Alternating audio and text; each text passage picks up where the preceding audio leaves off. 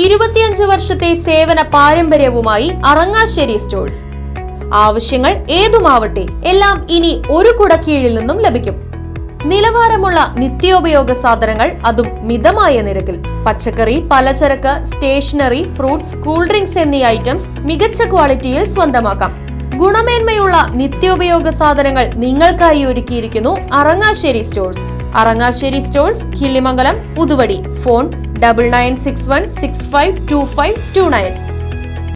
കേരള വനം വന്യജീവി വകുപ്പും തൃശൂർ ഡിവിഷൻ മച്ചാട് റേഞ്ചും വാഴാനി ഫോറസ്റ്റ് സ്റ്റേഷനും സംയുക്തമായി ജൂലൈ 15-ന് വിത്തൂട്ട് പദ്ധതി സംഘടിപ്പിക്കുന്നു.